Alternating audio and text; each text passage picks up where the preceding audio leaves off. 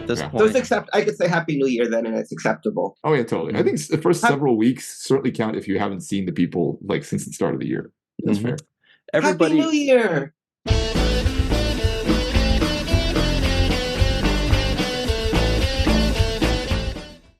Monarch, Legacy of Monsters was like a Godzilla TV show, kind of. Monarch Legacy of Monsters is a sequel to the Kong Skull Island movie. Monarch, Legacy of Monsters takes place at multiple times in history. Ain't that the truth? Hello, everybody, and welcome to Fallingtower's Watch the First podcast, the podcast in which we watch the first episode of a series so that you, the viewer, don't have to. But you still can. You can. Right.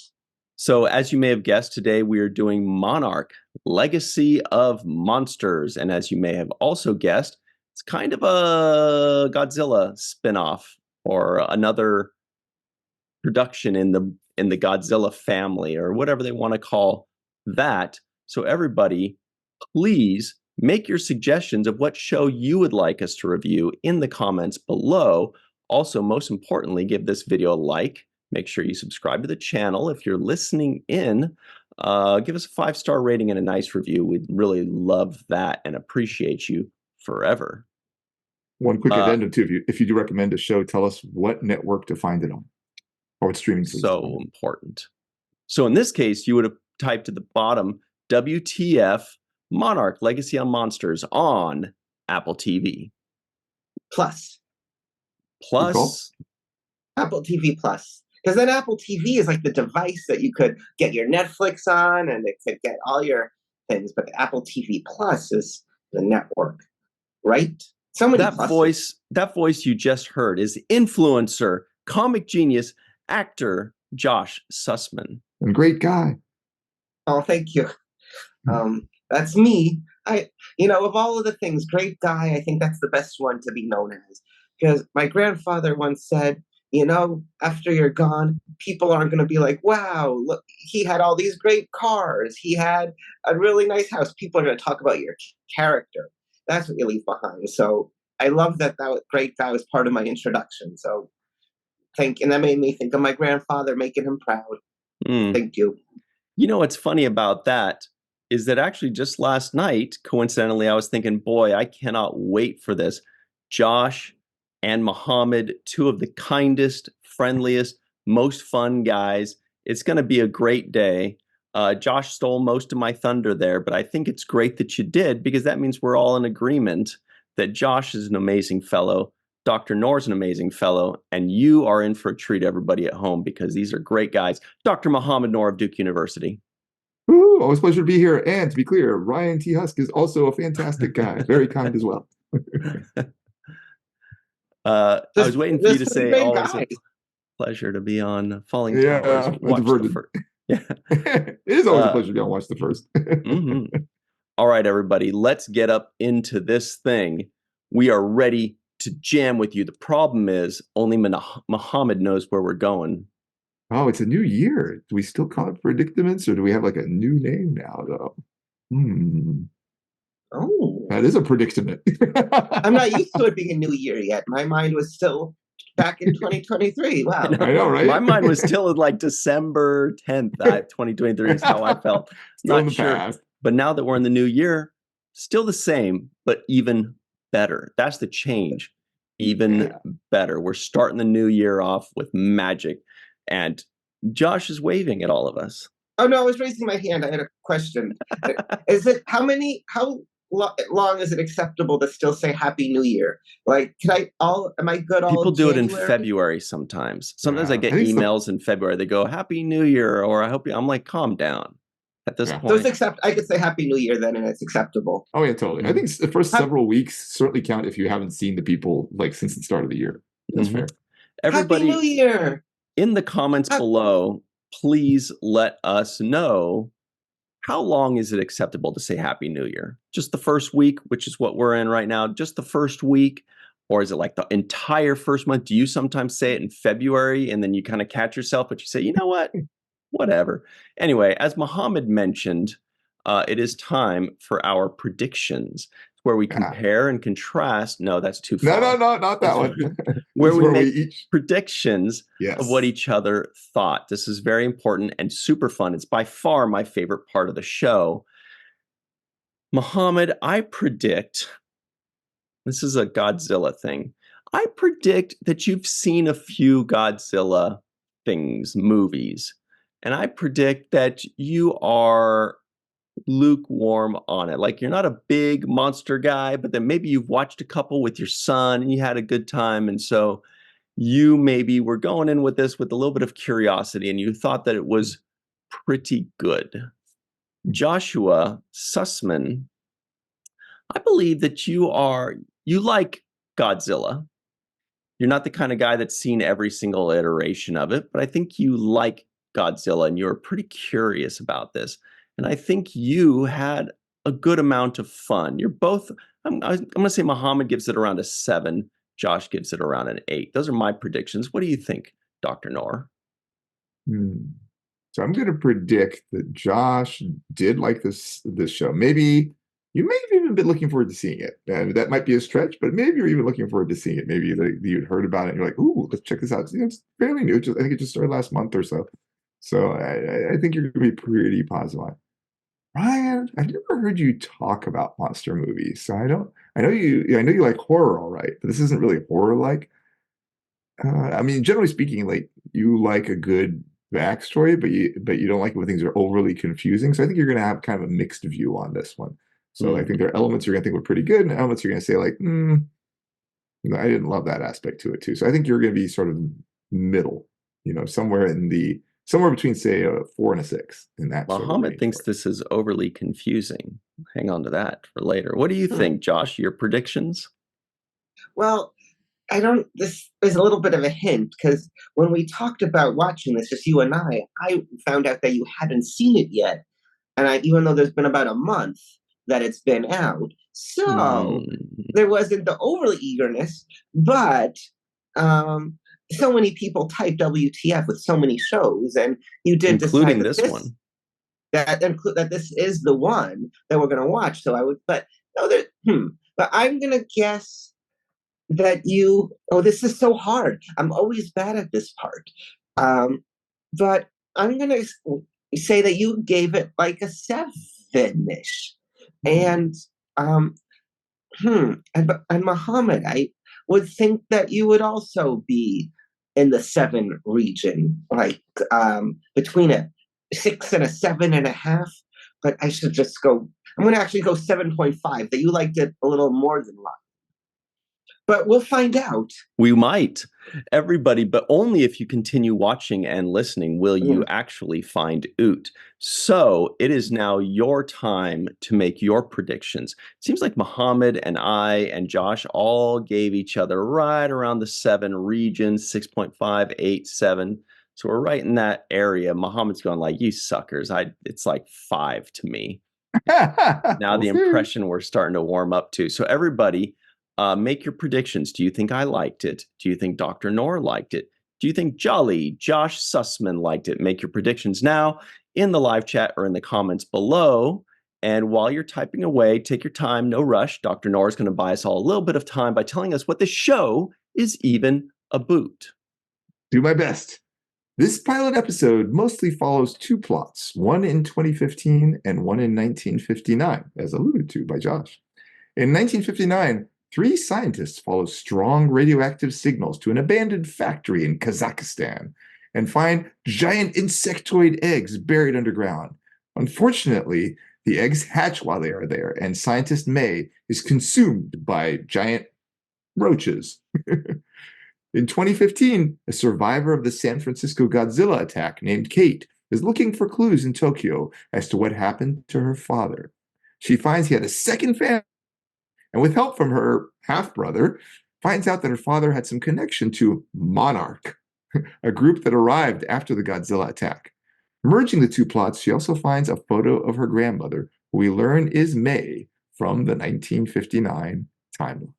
Dun, dun, dun. Merging the plots indeed. Well, that's really interesting. Everybody, what do you think? You can still keep typing away on your predictions, but you're going to find out pretty quickly. So you better start hurrying in a segment we like to call, what is it again, Dr. Noor? Oh, I love this part.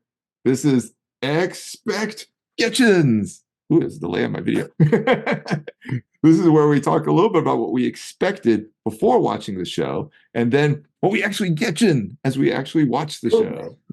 Sorry, Josh, didn't mean to punch you.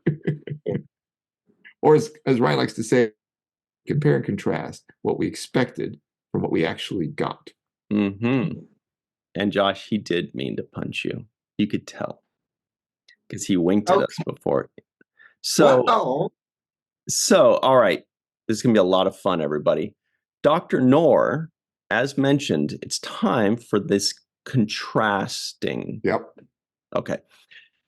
Before watching this first episode of Monarch, Legacy of Monsters on Apple TV Plus, entitled first episode is Aftermath. Yep. What did you expect, if anything? I'd never heard of this. I did not know what to expect at all. I actually assumed it was going to be something animated. And I remember pulling it up on it was Apple TV, right? On Apple TV Plus. I remember pulling it up and I was like, oh, this is not animated. And I remember being a little bit surprised. I mean, I guess there were monsters involved, just from the name. But the title gave that part away, yeah. Yeah, no, fair. But I didn't know what Monarch was or anything else like that. So the rest of it was all completely new, just coming in there. So very, very little to expect. I'll say I went in with kind of low expectations. Like, when I saw the name, I'm like, oh, this doesn't sound like it's going to be very good. Well, something that is very good is Josh's assessments. What did you expect before watching this first episode, if anything? Well, I knew there was recently the film in theaters, Godzilla -1, and this coming out around the same time, and that they are not connected. So I was like, oh, that's two Godzilla things coming out so close.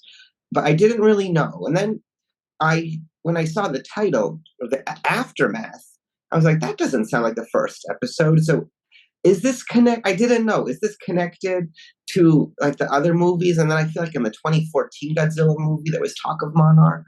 So I wasn't sure. I knew I'm getting something with Godzilla. I didn't really know much else. I guess we saw some other characters that, I didn't know. Like where we would see King Kong. I wasn't expecting that. I wasn't expecting. I didn't expect anything. I wasn't expecting multiple different periods in time.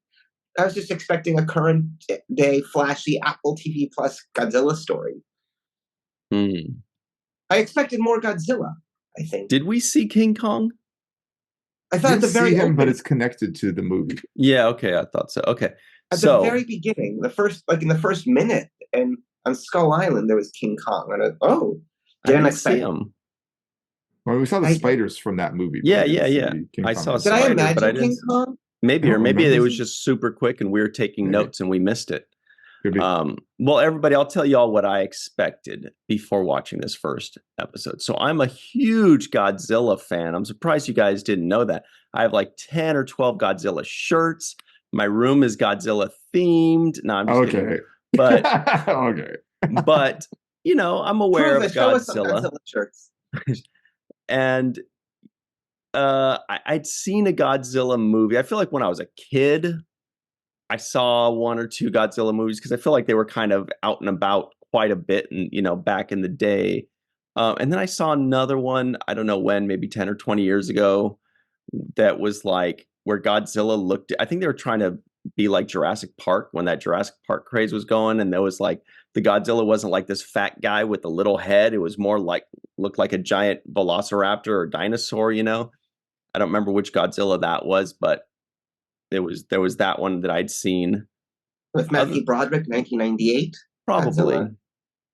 So anyway, the point is, I have a passing knowledge of Godzilla. I'm actually fascinated by it, even though I don't watch it. A friend of mine has a really cool idea related to Godzilla, not a production, but something else. And I was really fascinated by that. And I think what's cool about Godzilla is just like the giant monsters. When I watch a monster movie, I don't really care about the people, or the characters. I'm not like following their storyline, just like anything else. Like I'm watching it. I'm more interested in the thing that's bringing me in. And so I don't really know the lore of the people that are connected. I'd never heard of Monarch. I just knew Godzilla. I know there's Mothra. I know there's a bunch of others that used to be just a person in a suit going like this and battling on like a set with like tiny buildings, and they're like, oh, and they're throwing each other around like Ultraman or like Power Rangers. So that's where I was. I was actually kind of excited to watch it. I was like, this, oh, a Godzilla TV show. I had no idea. That sounds exciting. I thought they were just movies. So that's where I stood before I hit play. But everybody pencils down. Now you know what we expected. Hopefully you have put in all of your answers of what you think we thought of this show, because we're about to tell you right now, starting with Dr. Noor, what did you actually get? Well, I have to give a little bit of context on this. So back in 2017, I did this class at Duke. It was a spring break class. So it was just for the week of spring break. And it was the first time I'd ever done it. It was with my colleague, Professor Eric Spana. It was called Biology Behind Popular Science Fiction TV and Movies. And in that, we went to the movies. Guess what movie we went to go see? Wait, Godzilla? Close. King Kong? Lord of the Rings. Skull Island, which is actually the scene that you saw there with John Goodman at the very beginning. Opening scene. From Kong. Yeah, so Kong Skull Island. That's the one we actually went and saw. And actually, the class then for their final project, and I'll send you the link, Ryan, if you want to put it in the description box below. They actually made a video about the biology of Skull Island, including the giant spiders and stuff like that, and tried to explain it using real biology concepts for the whole thing. And the same week, we also went to the Duke Lemur Center. They were comparing and contrasting Skull Island with Madagascar. Oh, so, cool. Right? It was a lot of fun. So I was very pleasantly surprised. I was like, wait, isn't this from that Skull Island movie? Which I only saw the one time. It's not like I memorized it. I only saw it the one time. I was like, wait, isn't this from that? So that got me very excited. And I have to say, I actually thoroughly liked this show. I actually liked it a lot. So what are the things I liked? I found it captivating. The cinematography I thought was stellar in many parts there. I thought I actually liked the build, even though I found it a little bit confusing. I liked that they trusted the audience to be able to follow. I mean, there were two main time frames, but there was also a little bit there from G-Day, as they called it, the Godzilla Attack Day. But I actually found it really interesting, and I found myself like wanting to know more about all the characters in each of the different timelines. Yeah, overall, actually, I came away surprisingly very positive about it. And I didn't expect that I would be. I thought I was going to be much more lukewarm to it. The science is absurd, but that's okay because, hey. It's a monster movie. What do you expect? It's not going to be like good science. There also were a couple of times where people did things like, wait, what? Why would you do it that way? But again, that's not uncommon in movies. And sometimes those are things that end up being plot lines for later. Like there's an explanation later why X was a little bit funny. But overall, I actually thoroughly enjoyed it. Awesome. What about you, Josh? Did you thoroughly enjoy it as well? What did you actually get? Well, I get the production design and just that I guess I was probably expecting an origin story, but it really wasn't. And this is a world that I guess there's already been Godzilla. And it's there. I love the posters or Godzilla evacuation thing where they go to the subway, and it's just, this is a lived-in world, and I did like that. I was expecting, just based on the description, Kurt Russell, and I see him in the credits, and I didn't get any Kurt Russell, but I got some John Goodman, which I wasn't expecting. And the monsters were very cool. I found myself most enjoying the plot of the girl discovering that her father had a whole other family. I found myself much more invested in that story. I guess that was probably the most, human story. And I think sometimes when there is sci-fi or science fiction stuff or monsters, we're able to get more into it by getting into the humans first, into the real heart of it. And I felt that was the heart of the story. And I got an already lived-in world, which was just interesting, rather than, I think whenever there would be a new show or new movie, there is the origin story. This is how it happened. And I think people, we already know the origin story. So it's kind of refreshing to be in the already lived-in world instead of catching us up with the first Godzilla. Godzilla just exists. Though then some people think, San Francisco, that's just CGI. But then we learn and we see, no, that's not just CGI. This is real. And then I was imagining, what if this did happen? What if we did live in this world? Like, because it makes it seem so real, especially in Tokyo. With they just accept, okay, the Hmm. alarm's going off. We got to go into the subway. We got and like, who knows if that's safe? If Godzilla attacks there, but yeah, just the production was really cool. Hmm. Yeah, a lot to talk about there. I'll tell you all what I actually got. Mostly positive, I'd say. Uh, there were a couple glaring things. I thought the dialogue was weak and on the nose. I thought some of the acting was not ideal, in my opinion. But I think a lot of people might say, well, isn't that kind of most of this thing, acting and dialogue? But overall, I still liked it because there was just I think I really enjoyed the world and what they're trying to set up and what they're trying to do. They're giving us this giant world. It's not just that one time that Godzilla attacked Tokyo or that one time that Godzilla attacked San Francisco. They're saying here is going to be the all-encompassing story of Godzilla and apparently King Kong, which I thought were completely different uh, franchises. Although I think they have in history fought before. Godzilla and King Kong have fought before. So when I I saw think this, 2020. Yeah. yeah. So when I saw the Oh, Skull Island thing, I immediately made that connection. I've never fully seen Skull Island, but I remember being like at a DMV or something. I don't remember. I remember sitting and waiting for a really long time, and there was Skull Island on the TV there with no real sound. So I watched maybe 20 or 30 minutes of it, whatever, because Andy Serkis is in it, and I think it was Peter Jackson's thing. So I was like, oh, this is cool. I'll watch this for a few. is But there a so Skull that Island was, cartoon too? I think there's a Skull Island cartoon somewhere. I don't know. I thought I could be wrong. Yeah. I haven't seen So it. overall, fairly favorable. There were a few points that where my snottiness, my snobbiness came out, where I was like, oh God, it was like a lot of lines of dialogue where just felt very on the nose or overly simplified so that, a 6-year-old can get it on top of an adult. An adult can look An past it, but it's, example. I don't know if I wrote Yeah, do down any you feel like a examples. kid could follow it? I felt like the jumping timelines would completely confuse a kid. Totally. I'm talking about the dialogue. I'm talking Oh, about just like specifically dialogue. Got it. where Got it. where all of the, especially, okay, it was let's just get into this. There are the two main storylines, right?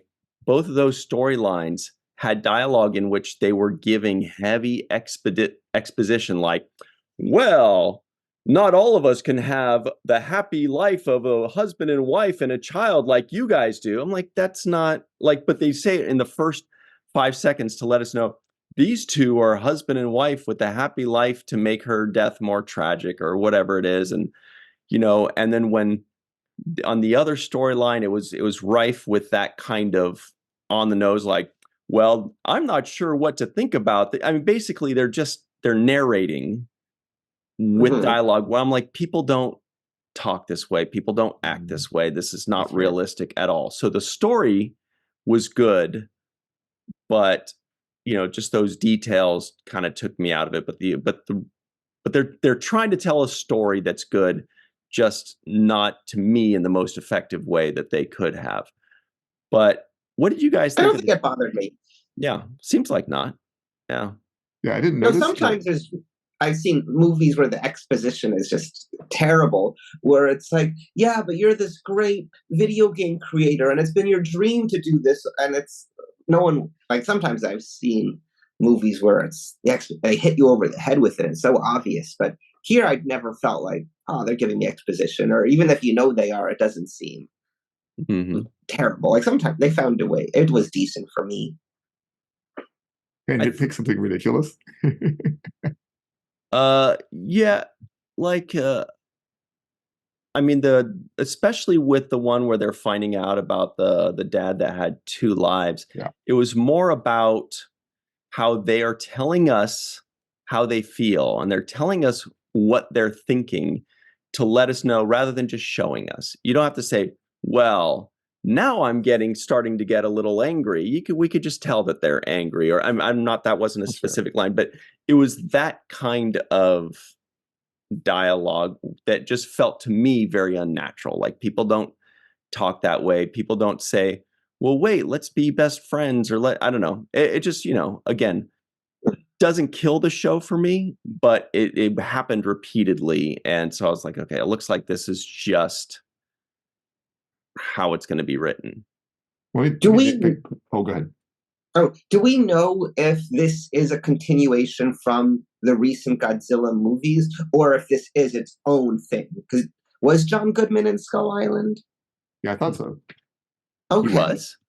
I thought so. I could be wrong, but I thought so. Oh, that would be cool. I wasn't You sure. check Let it. me. Oh, you got it. Okay. But yeah, we weren't told that John Goodman was in this. It said at the beginning, it says starring like Kurt Russell or whatever. And I was waiting for Kurt Russell, and he never showed up, but we saw John Goodman at the beginning. I was like, whoa, cool. And I kept thinking, like, there's no way John Goodman can move like that. But they did a good job with, like, the stunt actor. It all looked real. It all looked great. And I was happy to see him. One thing I wanted to pick, this is kind of funny. The reel-to-reel they found with data on it from the 70s.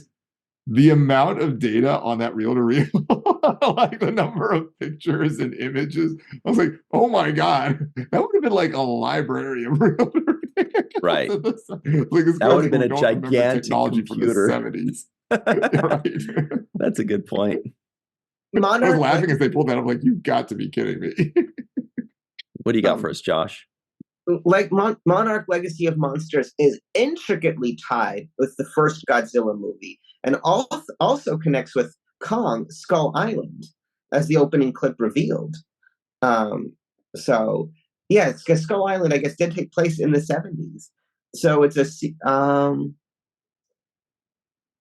spanning several. Well, it's a long article. I don't want to read it, but it does connect to the recent movie, and that's really exciting for me personally as an extremely casual viewer, because I'm aware of Godzilla and King Kong. I'm aware of Mothra. I'm sure there'll be, I think there are like 4 or 5 or 6 other giant monsters in the Godzilla thing, but that I don't remember, but I may recognize 1 or 2. And that's very exciting to me. I want to know, I want them to like kind of reboot and refresh for those of us that don't want to go back to the 70s and 80s and watch old, just make it easy on us. Just give us a TV show that shows everything. And then on episode 6, dun, dun, dun, Mothra flies in. We're like, that's Mothra. Yeah, I knew we would see him or her. Mothra made it. So I don't know. I feel like that's a very exciting prospect. What do you guys think? Do you have knowledge of the lore or any excitement as to what may be coming? I don't. I would expect. So just to be clear, so this isn't from movies in the 70s, like the King Kong Skull Island, which took place in the 70s. That was a recent movie from the last 10 years.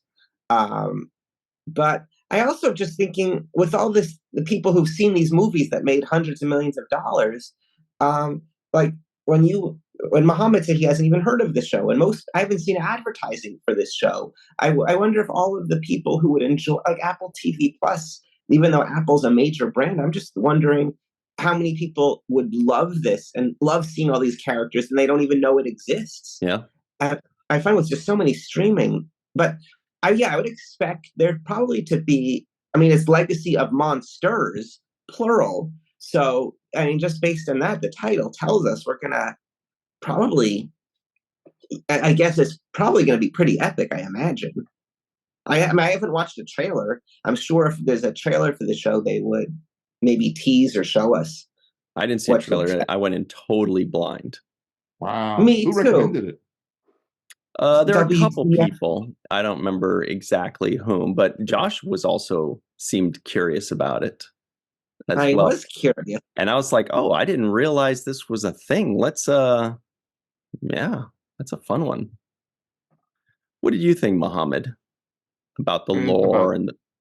Yeah, I mean, I've not been a big Kong Godzilla fan. I mean, I'm aware of those. I've probably seen like 1 or 2 in the past. That's not something I've ever really chased down. Mostly I just, if it's just wanton destruction and people running, I'm like, that's not really my thing. Whereas what I liked about this show was the plot. I mean, I really found myself drawn to the characters and wanting to know more about these characters and seeing sort of the mystery around it. Like that was really good.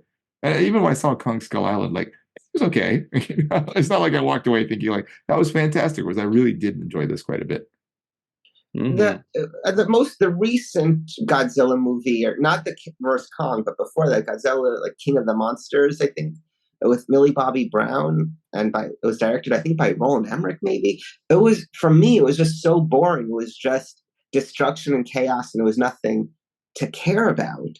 So, and but I know people then love that because of connections from even movies from the 50s, and which I haven't seen any of them. My first Godzilla was 1998, which had, I don't know if you remember, there was the really cool campaign where they didn't show what Godzilla looked like in any of the trailers, and this was the first time like CGI existed. And I Mm. remember I was in New York, and there were buses, and there would be a bus, and it would say his leg is this big, and there'd be like skyscraper buildings, and like his arm is this long, and it was a really cool campaign that the only way to know what he looked like was to see the movie. Um, and then there was, yeah, Godzilla 2014, which with Bryan Cranston, and that was cool. But a lot overall, I haven't. There's nothing been that great. But Godzilla minus one, which is a whole other origin story, not connected, it was really good. I'd recommend that. Mm-hmm. I Yeah, and thought I thought And that was Godzilla all. looked cool. Sorry, what were you yeah, saying, Mohammed? I was gonna say, I like the PTSD aspect to it too, with the main character Kate. I really like that aspect, just in the sense of like, yeah, if you experience that, you would be like messed up for a really long time, and having that still be part of the whole thing was good. I also, the one point I laughed out loud was the taxi driver saying the whole thing was CGI, and then ending with "I have a Yeah. podcast." Yes, yes, that was excellent.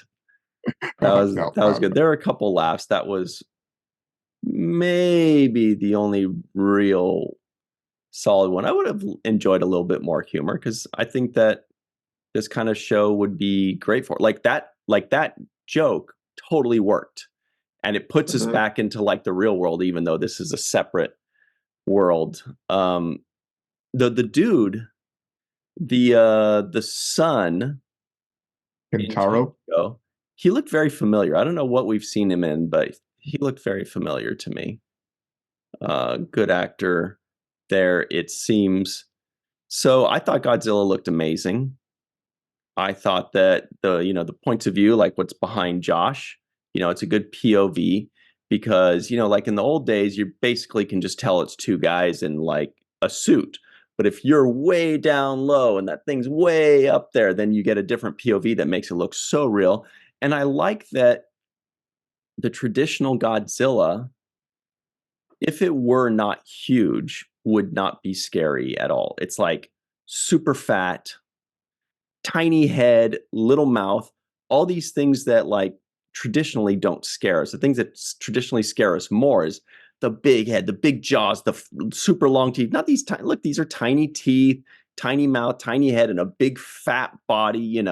But I like that because in nature, we can't just assume that if there's some gigantic, horrible thing that kills everything, that it just also happens to look really sleek and cool. It might just be a big, ugly, fat lizard that happens to be 1,000 feet tall. Like the only reason that house cats love us and don't kill us is size. If we were 8 inches tall, they would kill us all.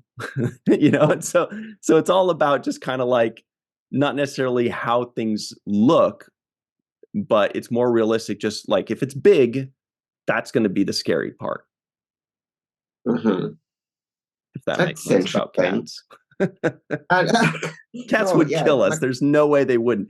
If the roles were reversed and they were 6 feet tall and we were 1 feet tall, they wouldn't be like, "Oh, purr, I want to sleep." Or maybe another I want. mouse. Yeah. They would eat us all. it's like you're gonna make me look at cats differently now all of a sudden. But I really enjoyed that. It felt very grounded, despite there being huge monsters, which in our life doesn't exist. How I think because we're seeing less of it and just seeing so much of the human aspect and just dealing in this world, and like, okay, there's a drill. This is something we do. It just makes it seem more real. Yeah. And yeah, can you imagine if if that was part of our life? That would be. It was a great touch. Made it That more was realistic. that was one of the best parts about it was the normalization of it. Like, Yes. oh, now we're going to do these kinds of things. Even some of the things we know don't work, like the weird fumigating on the plane. Even if we don't know they work, like it just somehow makes people feel better. We're gonna do that. We're gonna do these. Yeah, Which is Oh, yeah. also realistic because there are things that people do, and where they do something, we're like, does this even help? Does this even, Well, it's like the stupid shoe thing we still do because that one guy 20 years ago tried Yeah. to do something that didn't even work, and yet we still all take our shoes off at the airport now. Yeah, But which then- is not necessary. Not to brag, I have TSA pre-check, which I love. But when TSA pre-check, you don't have to take your shoes off. And so how does that work? So I guess you go on one interview and you bring in some of your mail proving who you are, and so is it like how does that? And I guess you don't have a criminal record. Then They you search your just shoes. No, I'm just kidding. I don't know. Mohammed, how does that work? You are ahead of TSA for a few years, right? Can you? Yeah, right. Especially as the Arab guy. Yeah, right. I don't think so. Yeah, right. I don't think that would fly. That's what the interview's really about. Actually, I have pre-check now too, so I actually get through it as well. But I definitely Isn't see it people that do a amazing? long line. I don't Yes. even know any of that stuff. I'm just Oh, it always saves Yeah, I time. love it. I just try to like find times that nobody's going to be around because I'm like, I don't like it when so many people are around me. Like if there's a line more than like 2 people, I'm like, oh Jesus. When do you find my that God. time? When do you book a flight with no people, Ryan? Tell everyone. I would say late morning, early afternoon, and especially on days that are different, like, a Wednesday or a Tuesday rather than a Friday or Sunday, You must fly out of Burbank rather than LAX. I can't imagine there's ever a time in LA. And big time correct. I fly out of Burbank, Love and Burbank. not LAX, because LAX, I would rather everything than go to LAX. I would rather just drive. I'd rather do connecting flights to go to Burbank rather than LAX, even though I have to stop somewhere and connect. But it's Do you just guys think that we're going to see Godzilla knock an airplane out of the sky? Or does he blow fire? Doesn't he blow fire? Does he? or like some type of nuclear radiation, or like I know like Godzilla lightning knocked strike. down fighter jets. Yeah. It's talking about Kong. Yeah, or sorry. Kong, yeah. King Kong, yeah. I don't know. I guess we'll find out if we watch the second. Well, Yeah. I'm now guessing that Ryan is curious enough. He's questioning what's going to happen ahead, which makes me think Ryan might watch the second of things, even though we're not up. No, to that see, part. he does blow fire out of his mouth, or lightning or something. Yeah, but Ryan, I meaning to ask, because some of this was in San Francisco. Is the SF on your shirt for San Francisco? Is that? Ooh, Ryan is sharing. Oh yeah. Yeah, so he blows Wow. fire. Look how it's funny. It's so cute how see how like fat he's got the body of a professional bowler, basically. He's like super fat, and he's got this tiny little baby head and a little baby mouth. So you mentioned- Ryan, Oh. I could see all your windows that are open. Not Oh, yeah? anymore. 582 emails. And then some. So what was the question before? I wanted to show the fire mouth. Oh, you were wondering asking if we if could knock knocking planes down out of the sky. airplanes? Oh, I thought you guys also asked something. Well, I was going to ask something about Oh, the I was radiation. asking Oh, go ahead. if the SF on your shirt is for San Francisco. Right. what Yeah. part of the San show took place. Francisco Cadets. It's my favorite baseball team, the San Francisco Cadets. Check it out, everybody. If you don't recognize that, it's because it's at the Star Trek and Chill online store. It is, the Federation and Star Trek, they have a baseball league, the Universal Galactic, whatever baseball league. And the San Francisco Cadets, since that is the home of Starfleet Academy, that's their little team, the San Francisco Cadets, that is. Nice. That's Very awesome. cool. Great question. I have a Anyway, radiation question. So these guys in the 50s had this Geiger counter, and it's going like crazy. And they're like, I'm going to put on this gas mask. I'm like, okay, that is better than nothing, I guess. But did they know that in 1959? That I don't I feel know. like they would. I mean, we'd already had the atomic bomb testing and stuff like that happening. So I feel like they would know that. But it seemed kind of odd to me, like that you're just going to wear a gas mask. I mean, I guess that's good. You're not going to inhale irradiated particles, but like the rest of you is getting massively the rest of you's going to die. But that 1959, along with that, didn't really feel like 1959 to me. They didn't talk like 1959. They didn't act. I don't know. It just didn't. I just didn't feel like I was watching 1959. I felt like I was watching maybe 1995 or something like that.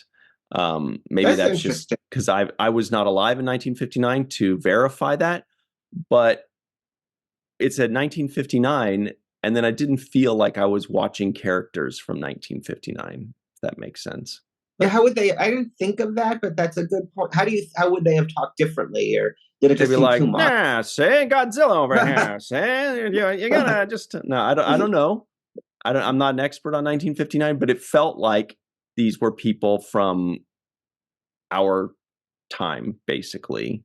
Like they didn't use any slang or terminology or fashions of speech that I've come to recognize as the 50s, 50s. if Did that you makes see sense. Prey, the prequel to Predator? Mm-mm. That took place like 200 years ago, and that was the Cool. most obvious thing the dialogue felt like it was modern. It didn't feel like they would have spoken 200 years ago, Oh, my and that took favorite me. is, yeah, it'll be something from like the 80s and they'll be like, "You got this." I'm like, "Bro, we didn't say you got this in the 80s unless Yeah, you I saw mean this you other. got this."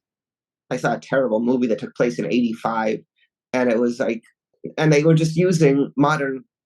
Oh, there was a. I don't want to call out. I know the people who made the movie, but there was a part where someone was shaking and they made fun of them and said they had Parkinson's hands. And I don't think people knew what Parkinson's was. It wasn't mainstream in the Hmm. '80s that a bunch of teenagers would have, referenced someone shaking as Parkinson's in the That's '80s. an that's an interesting observation, Josh. And speaking of which, let's talk about you for a little bit and get our observations on you for a moment, because a lot of people may not know this, but you are quite the successful actor. You've been working for quite some time.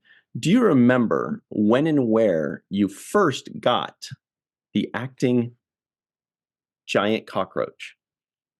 I mean, bug. Yes. Well, it started actually with me wanting to just be inside the television and hang out with characters that I liked. So at my fifth birthday party, my mom was asking me who I wanted to invite. And we were going over like the kids from my pre-K class, and do you want to invite him? Oh, you want to invite David? So we're going to invite Jessica. We're going to invite Michael. But I also mentioned I wanted to also invite Gonzo and Kermit and Fozzie, an animal. And my mom explained, Animal's gonna make a mess.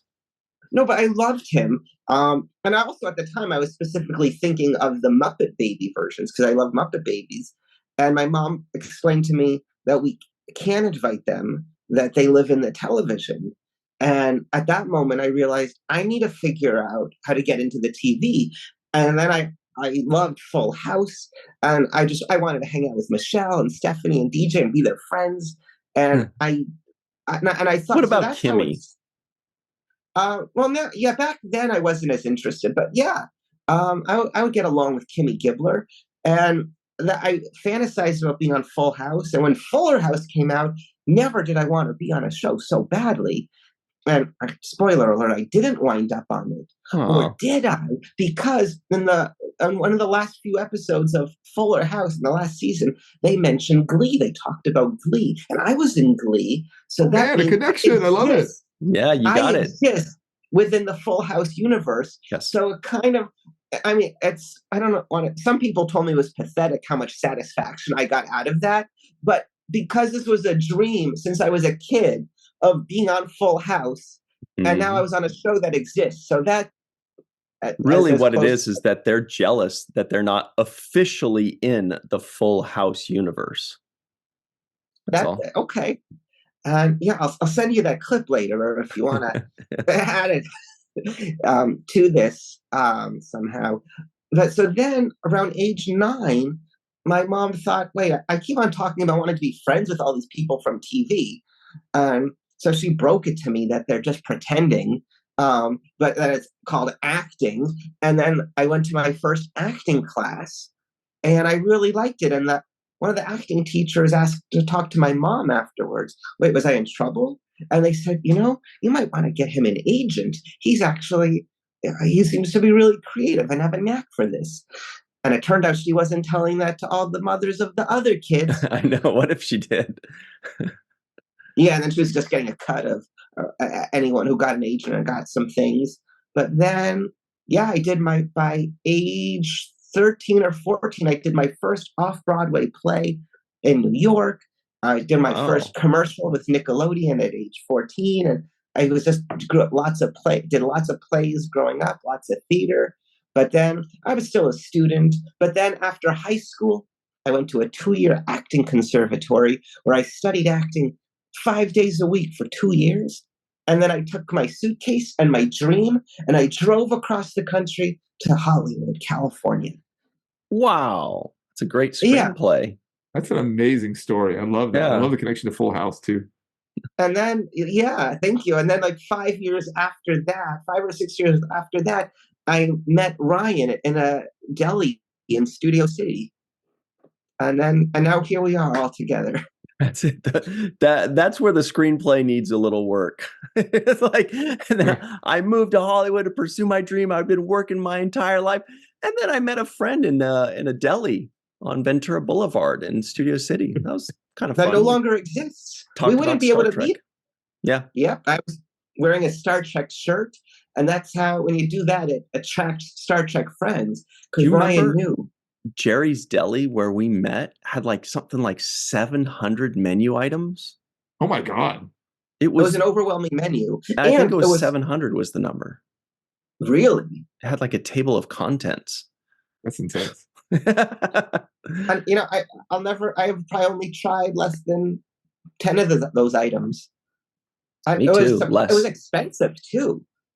Was It it? was more expensive than it should have been. So Well, Josh, speaking of, oh, I was saying one quick thing. Josh, my kids used to obsessively watch Wizards of Waverly Place like over and over again. So I remember seeing Hugh Normus all the time there. And I remember the Oh, first time nice. seeing you on this show. I was like, oh my gosh, it's Hugh Normus. and I'll tell you. So with Wizards, Drake and Josh, and Glee, I'll get recognized for those regularly, like when I go outdoors. And it's such honestly an amazing feeling because I did come out here with the suitcase and a dream, and it gives me the sense of having made it. And even though, like, I've worked and been on other shows, but those ones, the fact that then people know me, and it's really a wonderful feeling that I've just lately been, wow, I'm just so appreciative and just feel lucky that I somehow made it into people's homes and they know me. It's Mm. unbelievable that just from wanting to have the Muppets at my party to now maybe people want me at their party. And Mhm. and their parents have to tell them, no, he's not real. He just lives in the podcast. He lives in the TV. Um, Well, but last before you're also going to play a character called Hugh Morris, if I remember correctly, too. Right? Next. um, I don't Never mind. NDA That wasn't NDA. very funny. That was an arm bone joke. Never mind. That Oh, was also not but I'll funny. tell you, Oh, Hugh humorous. Normus was originally named Humongous, but they found out that Humongous was the name of an adult porn star. And I don't know if adult porn star people. I've said that people say you don't have to say adult; you could just say porn star. But I don't know. An adult porn star was named Humongous, so Disney realized, well, we don't want people googling Humongous, so they named me Hunormous, and that's how that happened. And I still have yet to meet the Muppets. I have met Muppet performers, but I still have not seen. Oh, I've seen actually all the Muppets in person. I saw their concert at the Hollywood Bowl, which was amazing, but I haven't met them yet. So that's Mm. still a goal. So if you ever see me on screen with Muppets, you know that dreams came true. Yes. I've worked with Warren the Ape, so I've worked with other fabricated Americans, as they like to be called. Coco. Um, Okay. Coco. Yeah, that was a Okay. gorilla or I just something. went on and rambled. Well, no, But that was thanks for all great stuff, Josh. Everybody, stay tuned because Josh is going to get even bigger and not like enormous, but I mean like more on your screens, more on the big screen, more in household names. It's going to be amazing, and you're going to be able to say, "I knew him when he was on Glee, or he was on Wizards of Waverly Place, or he was on Falling Towers." Watch the first podcast. Muhammad's like, "I got the karate chop ready. Let's just do it." It is time for Terrible Twos. No, bottom line. That we're keeping for 2024. Bottom line. It's the final two questions of the show, the two most important questions besides the ones we asked Josh. Question number 1 is, Dr. Muhammad Noor, on a scale of 1 to 10, what would you give the first episode of Monarch, Legacy of Monsters, entitled Aftermath? So the number I had written down, which I'll just stick with just for the heck of it, I wrote down an 8.5. I actually liked it a lot. And I can see everybody right now in the live chat's like, oh man, I way underbid. Yeah, what did I think I said something like a 7 for you and maybe an 8 I remember for Josh said maybe 7.5, but I don't remember what you said initially, right? All right. Close. What about you, Josh? Scale of 1 to 10. What do you think? Be real. Oh, maybe I'm thinking like it was like a 6.9. I want to go with 6.9. What do you think of that? I think you overbid on me. I think that you are going to get closest to the actual number without going over. Well, my number that I got was actually a straight 7. Oh, so you guys are very close to each other. Yeah, very, very close. And Josh, great prediction. I think we were all pretty close in our predictions as well. Like, look, again, I felt like the dialogue it was just whatever. And some of the acting. I thought you weren't going to like the moving around timelines. I thought that was the piece you know me so well because I did put that down in my notes where it's like Skull Island. I was like, cool. Then Sea of Japan, fisherman finds it, and I was like, cool. Airplane girl, Kate in Tokyo, cool. And then right when it goes to Kazakhstan in 1959, even though I'm very fascinated and interested with that time and place during the USSR and all that, right when it said that, in my notes I said, okay, I'm tired of the jumping around. Like that's when it hit me. But then it really ends up mostly, I was happy to find out as it progressed, it mostly stuck to 2 groups, two timelines. Yeah.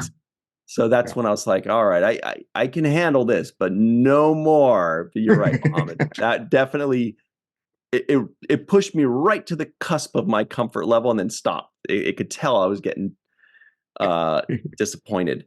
But anyway, that scale of 1 to 10 for all of us. Because like for me overall, I complained about those things, but overall, it was fun, it was interesting, and I found myself actually invested in what happened. Like I was sad at the end. Like I was actually like affected by that. I was like, oh, I didn't see that coming. Although they're probably going to go to 1958 and then she's going to keep, because I mean, look, she's there. So clearly she's not there for just the first episode. So anyway, now big question number 2, for the purposes of this podcast, we all had to watch the first episode of Monarch, Legacy of Monsters. But now that the podcast is over, we're free to move about the internet. Dr. Muhammad Noor, would you of your own volition watch the second episode? Oh yeah. Oh, I would totally watch it. I might actually watch it. Like, yeah, I might watch it soon. I've not yet watched it, but I may watch it very soon. So I enjoyed it thoroughly. Much more than I would have thought. I mean, like I actually went in kind of skeptical, like, oh, okay. Sometimes it feels like a chore when you have to watch something that you're not looking forward to. Yeah. But then that's nice when it's a nice surprise. Exactly. So Josh, what about you? Sounds like you're leaning in that direction as well. Would you of your own volition watch the second episode? I guess I think I got more excited during this session that we just had, where you're talking about the idea of, are they going to be taking planes out of the sky? And just, I don't know. Yeah, I think I really didn't like all this stuff in the past. I was just more interested in what's going on in the present, but I'm sure it's all going to connect and be worth it. I think I want to watch more, but will I? Like, I remember when we watched Arrow, which I loved, and I was like, yeah, it was so good. I think I even rated it like a 9 or 10 or something. Wow. I haven't gone back and watched them because it's like 10 seasons. But this, it's only 1 season so far. It's like 10 episodes. So if you watch the second one, I think you're committing to going the whole way. So it's not really just watching one more. So I could see myself going all the way. I'll go all the way. Josh, that sounds I say great. that. Will it actually Yeah. happen? But that happens all the time where we say, yeah, I would. And sometimes we even say, yes, I definitely will. And we still don't. It happens. Hey, whatever. But A overall, lot you of TV would. out there. And you know what? Yeah. It's 3 yeses, everybody. Yes, I Woohoo! would. It didn't give me enough. I wanted more Godzilla or more just information because this was a lot about relationship backstory. I wanted more world building backstory. Even if I don't get to see more Godzilla or whatever like that, I just want a little bit more about the world and less about the people within the world. I know the people within the world is very important and it's something that we actually do need, even if we think we don't want it. But that's just my initial impression. And I like the idea and it has a lot of potential. It teased a lot of good stuff, but it kind of teased it too much. I wanted to see some of it, not just be teased by it. And, I did get invested and I wanted to know and see more. And so it's a yes out of curiosity. They piqued my curiosities. 3 yeses, everybody. Can you believe it? Y'all How predict they're often going to does find that Hiroshi happen? alive? The dad? Yes, totally. Because Yeah, what they that's my say, that the prediction. airplane disappeared. Anytime it says disappear, you're like, okay, Yeah. all right, They never cool. found it. Like, oh, okay. Yeah, okay, he's alive. So anyway, that's it for us, everybody. Please make sure you like and subscribe and hit the bell icon for notifications so you never miss an episode with or without Josh. The ones with Josh are the best, of course. So that's it for us. What I'm trying to say is this podcast was hunormous. I almost said something like that. This podcast was wonderfully monstrous. Ooh. This podcast was a great start to the new year. Totally. All right, everybody, that's it for us. We will see you next time. And remember what Mr. Michael Kenyon Rosenberg always likes to say. Don't forget to be an organ donor, and don't forget to watch the first of things. All right, freeze frame like Mothra.